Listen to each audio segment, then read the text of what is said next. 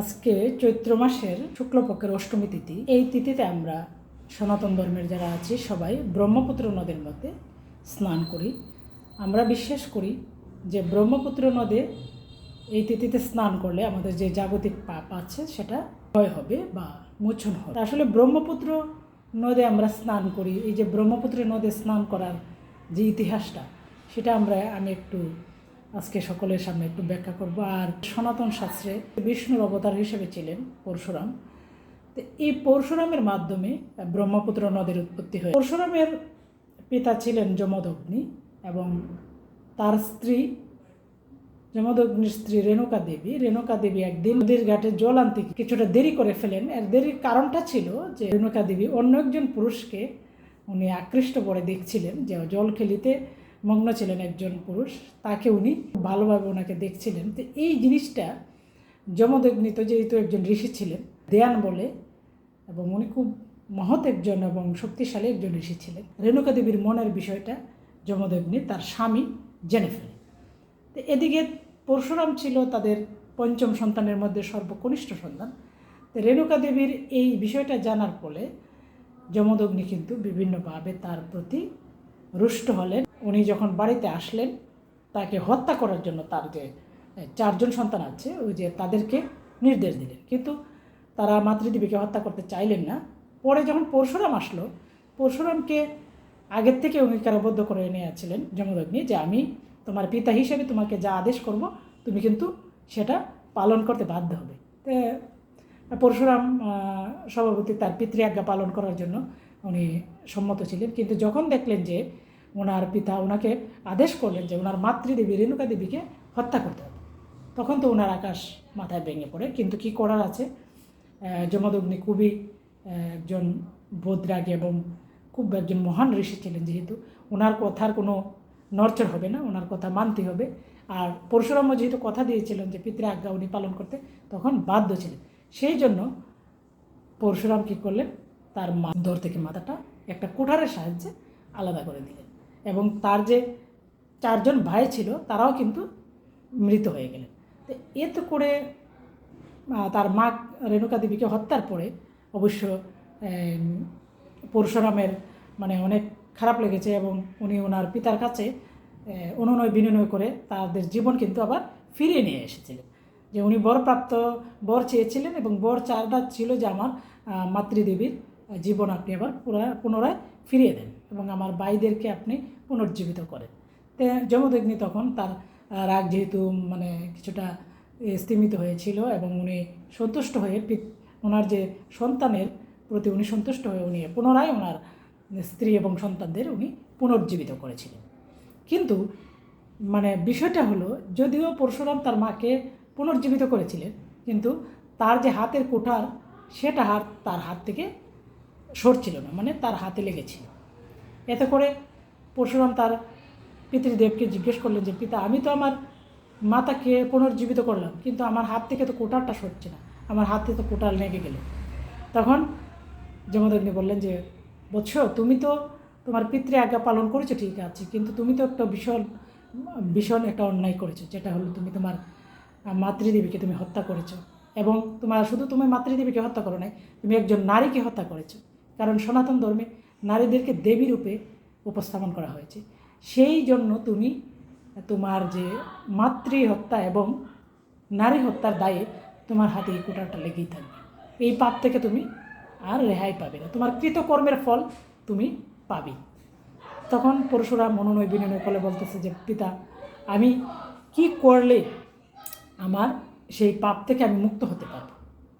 তো বললো যে ঠিক আছে, তুমি এই পৃথিবীতে যত পীঠস্থান আছে, যত পুণ্যস্থান আছে, তুমি সব জায়গায় পরিভ্রমণ করো এবং বিভিন্ন গঙ্গা জলে বিভিন্ন জায়গায় তুমি স্নান করো, দেখো তোমার হাত থেকে কুঠারটা পড়ে কিনা। আর বিশেষ করে হিমালয়ের যে একটা সরোবরে ব্রহ্মপুত্র লুকিয়ে আছে বা ব্রহ্মপুত্র আছে, ওই সরোবরে যদি তুমি স্নান করতে পারো তাহলে তোমার এই পাপ থেকে হয়তো তুমি মুক্ত হতেও পারো।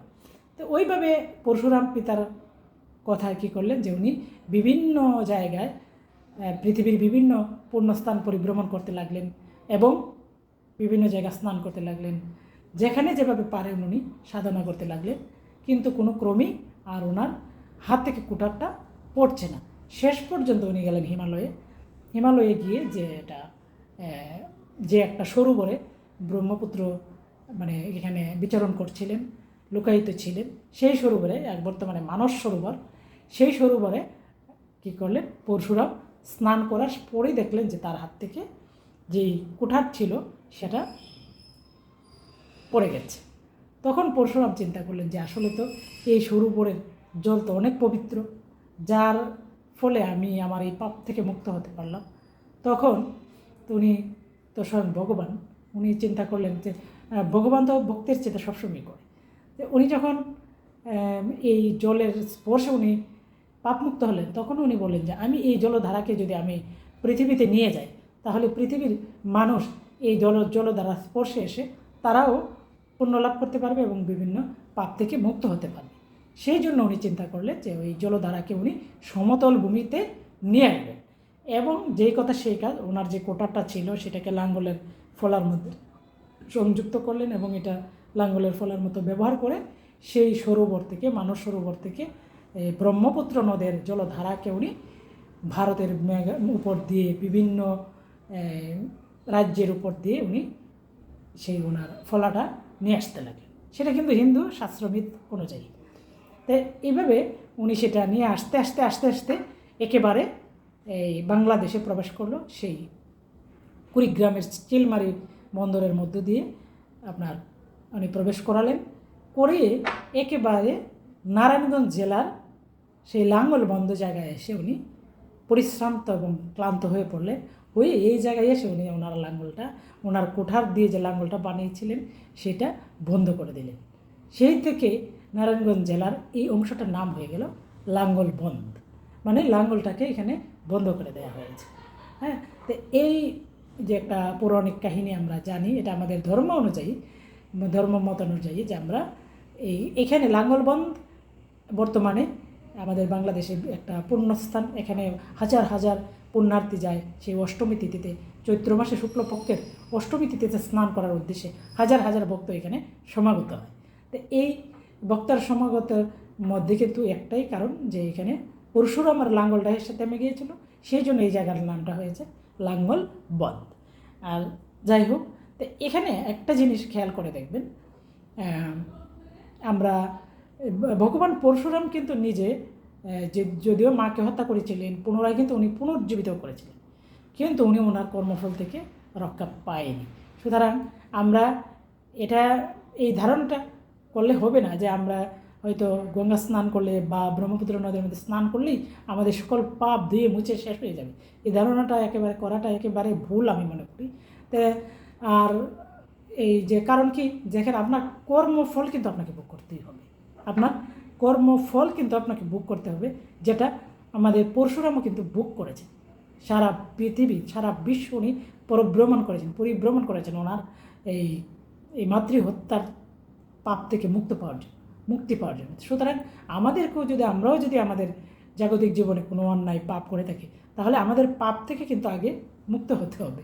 তো যাই হোক, আমরা তারপরও আশা করি, আমি মনে করি যে এই স্নানের মাধ্যমে হয়তো আমরা এই প্রতিজ্ঞাটা করতে পারি যে আমার সমস্ত কালিমা ধুয়ে আমি পরিশুদ্ধ হয়ে এখন থেকে আমি আর এই কোনো পাপ কাজে বা কোনো অন্যায় কাজে জড়িত হব না। এই যে একটা চিন্তাধারা হয়তো আমরা করতেই পারি। হ্যাঁ, আর আমি যেটা দেখলাম যে আসলে এখন যে কথাটা লাঙ্গল বন্ধের সাথে পরশুরামের যে ব্যাপারটা, এটা মিলে কিনা। এখন আমি যতটুকু ইতিহাস পড়ে বা ধর্মীয় গ্রন্থ পড়ে দেখলাম, যে দেখা গেল যে বর্তমানে নারায়ণগঞ্জ কিন্তু শীতলক্ষ্যা নদীর তীরে অবস্থিত। এর দিক দিয়ে কিন্তু ব্রহ্মপুত্র নদ নেই। তাহলে এই জায়গাটার নাম যে লাঙ্গল বন্ধ হলো বা লাঙ্গল বন্ধের সেই ব্রহ্মপুত্র নদ গেল কোথায়? আসল কথা হলো আরেকটা মিথ আছে যে এইখানের যে লাঙ্গল বন্ধ আসার পরে যে ব্রহ্মপুত্র নদীটা, সেটা শীতলক্ষ্যার সাথে মিশে গিয়েছিল, শীতলক্ষ্যার সাথে একত্রিত হয়ে গিয়েছিল, এবং চিলমারি বন্দরে দিয়ে যে নদীটা ঢুকেছিল ওইটাই হলো আসল ব্রহ্মপুত্র নদ রয়ে গেছে। তা আমি মনে করি যে লাঙ্গল বন্ধের চেয়েও আপনার চিলমারি বন্দরে যে ব্রহ্মপুত্র আছে, এই চিলমারি বন্দরের যে স্নানঘাট বা এখানে যে স্নান উৎসব হয় এটা আরও পবিত্র হতে পারে। কারণ ভগবান পরশুরামের পদধূলি কিন্তু সেই চিলমারি বন্দরই প্রথম পড়েছিল আমার মতে কিন্তু সেই চিলমারি বন্দরে পরশুরামের পদধূলি পড়েছিল।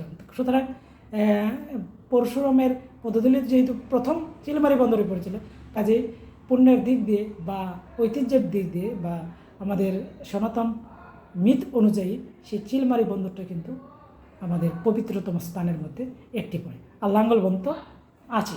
তো যাই হোক, পরিশেষে আমি এতটুকুই বলবো যে আমরা আমাদের যে ধর্মীয় যে ইতিহাস রয়েছে, আমাদের যে ধর্মীয় মূল্যবোধটুকু রয়েছে, আমরা যেন আমাদের নতুন প্রজন্মের কাছে আমাদের সঠিক ধর্মীয় মূল্যবোধটা পৌঁছে দিতে পারি। শুধু মানে একটা অন্ধের মতো কোনো কিছুর পিছে যেন না ছুটি, আমরা সঠিকটা জানবো এবং সঠিক ধর্মমতটা যেন আমরা পালন করি। আশা ব্যক্ত করি আমি আমার ভিডিওটা শেষ করছি। ধন্যবাদ সবাইকে, ভালো থাকবেন সবাই।